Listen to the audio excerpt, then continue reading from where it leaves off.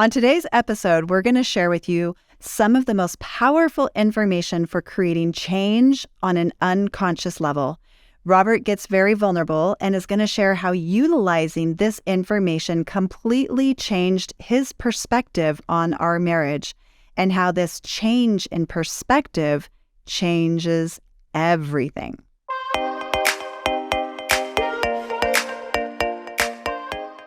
Now, you've probably heard that you have an unconscious mind, have you not? I have.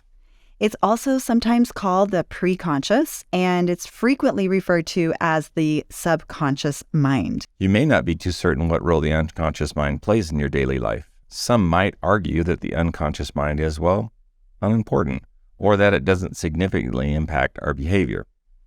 They believe their conscious mind is the thing that drives everything through logic and reasoning. However, if this were the case, advertisers wouldn't spend billions of dollars marketing to our unconscious mind. The reality is the unconscious mind is a powerful force in our lives.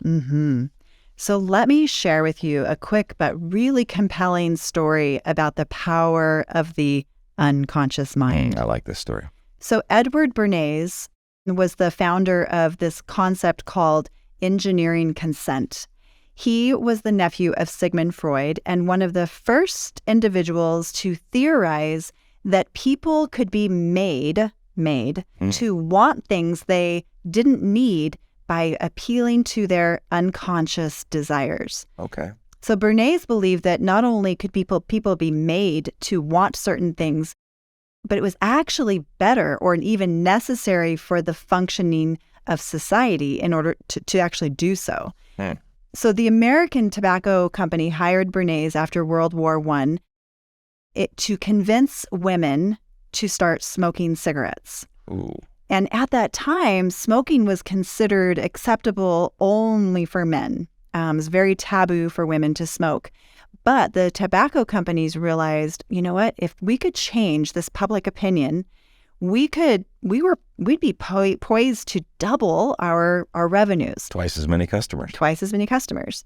And so Bernays accepted the assignment and he got to work figuring out what is it that women genuinely want on an unconscious level. What do they want? Because that's the angle he was going to come from in figuring out how to go about this. And then he came up with a concept and he planned and staged this dramatic public display during the Easter Day parade in New York City. So what he did is he contacted all of the press and he told the press to be ready and waiting in this certain place for these beautiful women who were going to be lighting up, quote, torches of freedom. Oh my goodness. During the parade in order to show that they were equal to men. And with the press perfectly positioned to capture this planned performance, the photographs just started rolling in. Photographs of smoking women soon filled front page newspapers all across the nation. And then right after that, this was followed by an ad campaign of women, beautiful women with bright red lipstick, smoking cigarettes with slogans like, "You've come a long way, baby," or "Believe in yourself." So by linking cigarettes to the unconscious desire for freedom and rebellion, Bernays was able to change the cultural landscape of women and smoking. Yeah, and it was so fast. Like he literally changed this entire taboo like almost overnight. That sounds so sketchy.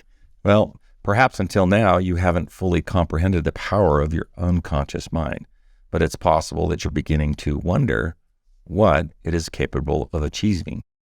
If the unconscious mind were so inconsequential, why would it then have the ability to recognize subliminal messages that are, well, everywhere, that the conscious mind is not even aware of and may not even be able to see? Exactly.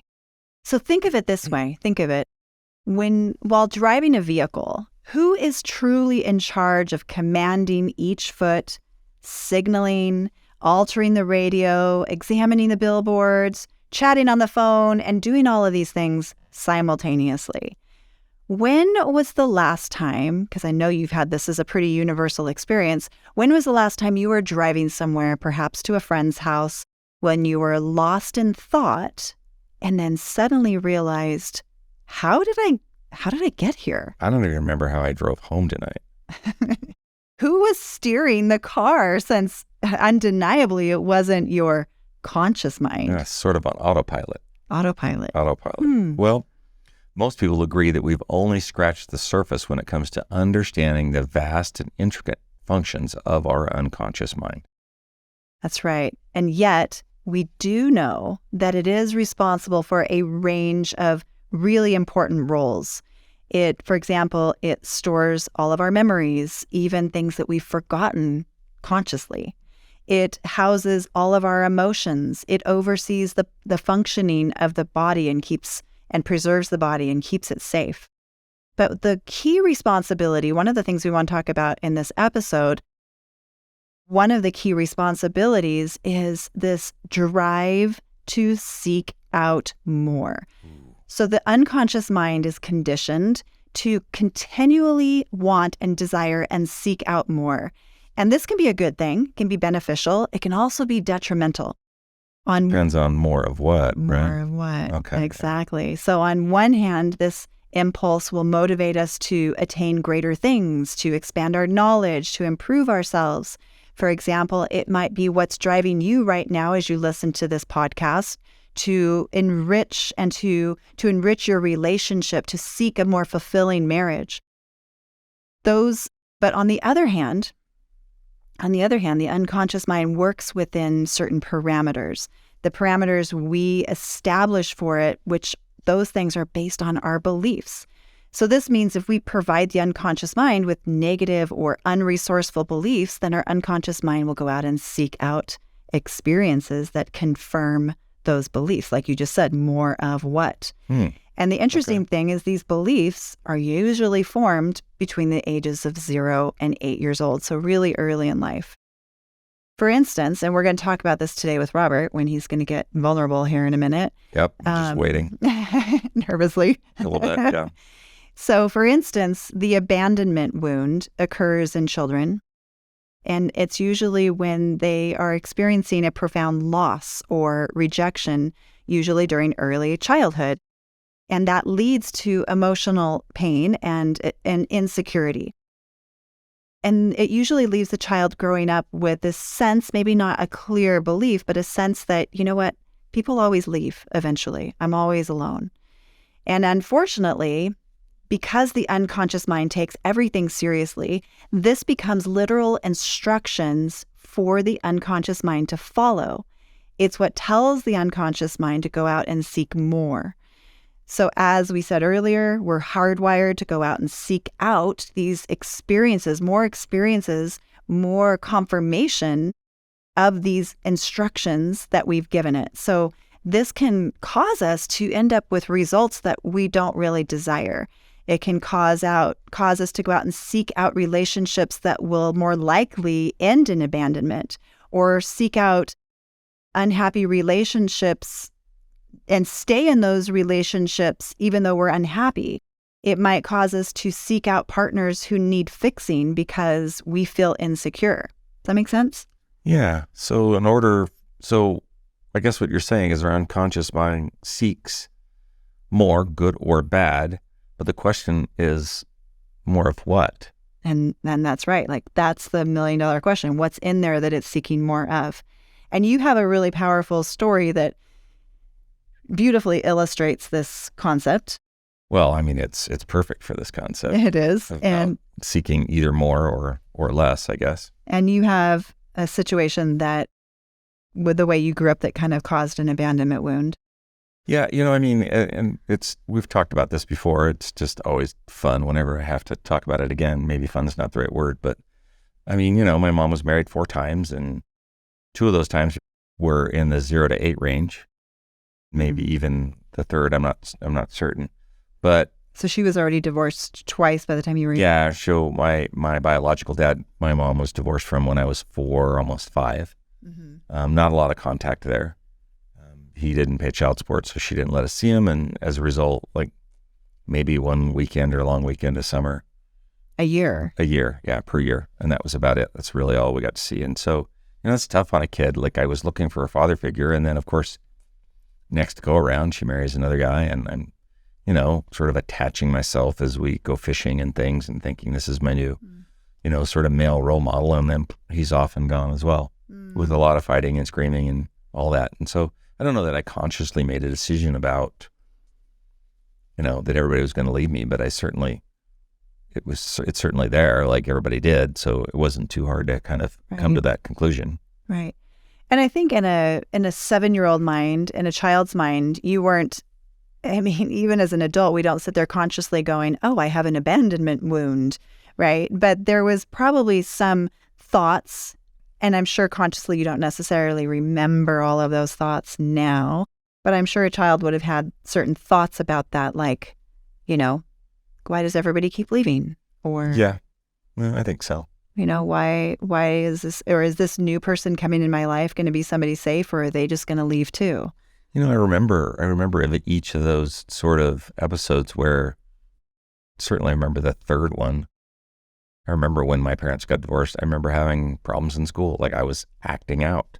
Yeah. In school, I had, some issues there, and probably, I think, remember acting out in kindergarten. I think it might have been not kindergarten, but somewhere in grade school. So I think probably each of those were weighing on me. At least my personality or my psychology was sort of pushing back because I was frustrated and didn't understand. And so, sort of that spills over into everything. So somewhere in that early childhood, a decision, obviously you didn't recognize it at the time, but some decision was made that people leave. Yeah, absolutely. So then life becomes a confirmation of this bias. And so I'm assuming that as you started to grow up, that certain things started to confirm, oh, there's another one. Oh, there's another one. Yeah, I think that as we've talked about this before, it's as I look back, it's only through maybe retrospective analysis that you can see these patterns that have fully developed and brought you to where you are. But I look back and, when girlfriends would leave and we would break up, I'm like, oh, and there goes another one. And, and probably more serious once I had left the house. And prior to Sharla, I remember being engaged, and she left. And she left, I don't know, the answer is she left for somebody else. And so my question is now, as I look back, like, did my behavior towards her in that relationship, did that create, did I create that somehow through my behaviors? Like drive her away? Yeah. Did I sort of drive her away or make her just question like all these types of things? So if you were to know, what do you think? Do you think you did? I don't know. It's easy when, it's easy to just lay the blame at her feet and say, well, she left me for somebody else. Well, in what way might you have driven her away? What types of behaviors would have driven her away? Probably the same set of behaviors that I demonstrated early on in our relationship. Maybe I was too needy or too clingy or too concerned that she was going to leave me. And so maybe that just came off as not enough confidence or not enough respect for me. I don't know. And maybe paired with like not fully opening up, because that would probably drive her away. Yeah, that was something that happened early on in our relationship. I was always concerned that I was going to do something to cause you to leave me. And so I tried to do nothing that would ever cause you to leave me. Like, just really just be the best husband, be the most romantic person, do things for you, always making sure that you told me you loved me. So I was like checking in that you were there. And it even had a lot to do with how we disagreed. Like I wouldn't leave an argument because I thought that if I left an argument, that meant that I was giving up. Yeah. And so that became a problem as well about how we disagreed, which is why I like to say how you disagree is how your marriage goes.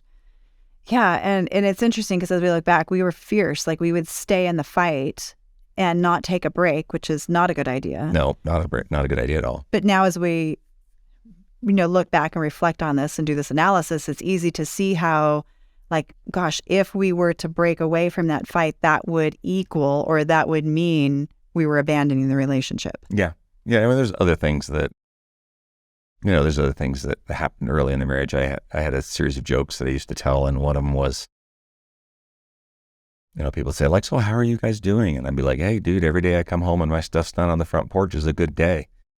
And that's, once again, my unconscious mind really trying to get the goal, right? So this is the conscious mind is the goal setter.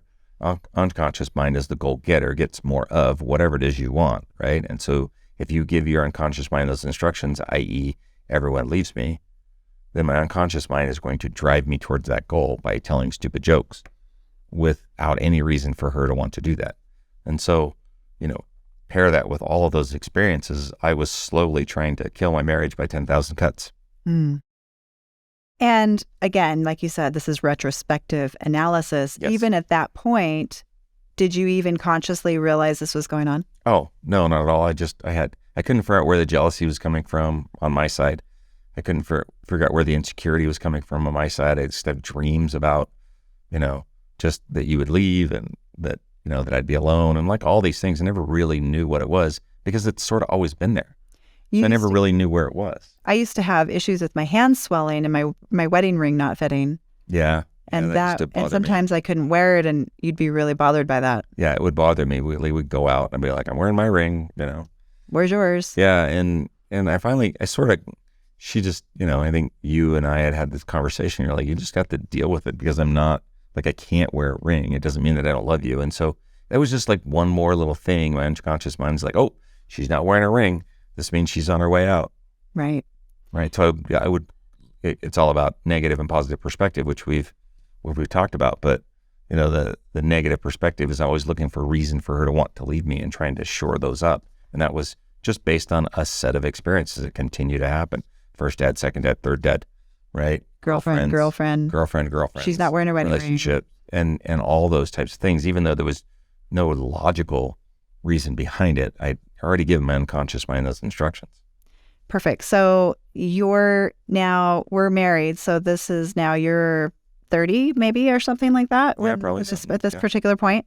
And still at this point, you have no conscious awareness of this. This is still retrospective analysis at this point. But when did you finally recognize it? I think we started working, was when we were getting trained in NLP. Mm-hmm. And I was sort of just kind of going through the motions, doing it. I didn't really understand the why behind it and how powerful it could be. And so one of the things we do in NLP training is we'll do a thing called timeline therapy where we just kind of release unnecessary, unwanted emotions that are sort of coloring your unconscious mind. So we release fear, anger, sadness. What was the other one? Anger, sadness, fear, hurt, guilt. But then even after we did like those major 5, you were still pretty... Yeah, there was something. I was still unsettled. I was unsettled. And so we dug in just a little bit more. And we I sort of put my finger on it. I'm like, I just sort of feel abandonment, right? And I don't know if that came to the forefront because we had released everything else. And I was feeling like those things were gone too. And I was like, wow, I feel like I've lost my rudder. And I really did. I felt sort of rudderless. And so we went through and just released abandonment issues and just sort of cleared that filter and learned the truth about what really is, not about what my experiences had colored to what I thought it was about my relationship with Sharla, about my relationship with other people. And you had a really fast change. Like I remember immediately seeing a change in you. What did you notice about what was different with you after you let that go? Well, I think the difference was like I immediately just felt confident in my abilities as your partner and as a husband and as a father. I no longer had this fear of abandonment. As a matter of fact, it was quite the opposite. I was like, well, if you leave, that's worst decision you'll ever make. Yeah. I'm a pretty amazing dad. I'm still here and I'm present and I work hard and I love you to death. And so if you want to leave that, then that's your a bonehead. That's your loss. That's a bonehead move. Yeah. And I remember being a little shocked by that, but it was really cool to see because all of a sudden he was able to stand on his own 2 feet without needing affirmation from me that he was enough. Like you were able to be there and be who you were, and you became so much more vulnerable and open and willing to share your fullest self with me at that point. Up until that point, I still think there was reservation in being completely open with me. Well, how could I be completely open with you if I shared my vulnerabilities? You'd leave me. Right. Right. And so that's this whole thing. And I think sometimes this lack of being able to be vulnerable has a lot to do with some abandonment issues. We're afraid that somebody is going to leave us or not love us because they see our true self. Absolutely. How do we become intimate there? And so that allowed me to just create a deeper level and a deeper connection with you because I could be vulnerable. I could tell you not really darkest secrets, but I could tell you those things about me and my fears. I could share those fears with you without worrying about being less than. Yes. Yeah. Yeah. It was really cool. And that's one of those pieces of baggage in relationships. This was my big piece of baggage. And as they say, like, if you don't unpack your bags, you're just going to trip over your entire relationship. So. Exactly. Yeah. So, okay, what do you believe about relationships now as opposed to them? Unconsciously you had this belief before that, people will eventually leave. What do you think about our relationship now? Maybe what are one or two of your resourceful beliefs you have about marriage and now? I mean, marriage is an amazing union. There's no reason for either one of us to leave as long as we're trying and working on it. Yeah. And that's very different from what you would have said absolutely. 10 years ago. Yeah. So how is this new belief, these new instructions that you're now feeding to your unconscious mind, which is then going out to seek more, how is this new set of instructions changing your experience with me? Well, I mean, it was pretty. It was pretty fun. But what did you think? I think is the better question. As soon as we'd done this work, what did you think about me? Well, just kind of partly what I just said, just having all of you instead of a part of you was completely different. I felt like we were really, really a team. Yeah. And just, you had just so much more confidence. And you, what do you think now about how our experience together is different? I mean, I think that I can probably accept more from you because as I withhold in a relationship or did, not willing to give my full self, you would at times reciprocate. Mm-hmm. And this crosses every boundary, not boundaries, but it crosses every domain is probably a better word for it, right? Where if I can be more vulnerable with you about my emotions, you can then be more vulnerable with your emotions because I'm not withholding. Yeah. If I can be more vulnerable in intimate settings, you can be more vulnerable in intimate settings. Mm-hmm. And this vulnerability can lead to more trust, more connection, deeper intimacy. Yeah. I think there's a whole nother podcast probably on that. All right. So great example of what we're talking about how the unconscious mind goes out and seeks more. And obviously there's thousands of other examples, other ways that we give these instructions to our unconscious mind, go out and seek more, but again, more of what? So if you're there thinking, gosh, if my thought in my head is, gee, why am I so bad at relationships? Well, guess what you're going to find more of, seek more of. If you believe in some way that marriage is hard, marriage is so hard. Well, if you believe that, what evidence is your unconscious mind going to go out and seek more of? It'll go find it. And we could go on and on like that with examples. But the truth is this, the instructions that we provide our unconscious mind have far-reaching effects. The unconscious mind will continue to seek out more experiences, more stories, more evidence that aligns with these instructions. So the answer really is, whatever you believe about your marriage is your marriage. I've always loved that phrase. I mean, think about that. So whatever you believe about your marriage is your marriage, good or bad. Yeah. And I mean, it's even if those beliefs that you have are not conscious, even if those beliefs are out of your awareness, hiding in the darkness and the shadows of your unconscious mind, they're still shaping your reality. So here's the $1 million question. What do you really believe about your relationship? And it's good to know, and it's good to wonder about. And if you're not liking the answer to that, maybe consider how trying on a few different beliefs might feel. Try on some of these, for example. What if you believe that relationship success was 100% achievable for you? What if you believe that friendship and sex only get better every year? That's true. Yes. What if you believe that through conflict, your love can actually grow deeper? What if you believe that we can both express our full selves and still be safe? What if you believe that life just gets more rich when it's shared with the person you love? Can you imagine what your relationship could do with a positive belief system in place? What will your unconscious mind go out and find to support that? In all areas of our lives, it's crucial to impart healthy and positive beliefs because then our unconscious mind will seek out more of those things. Until next time.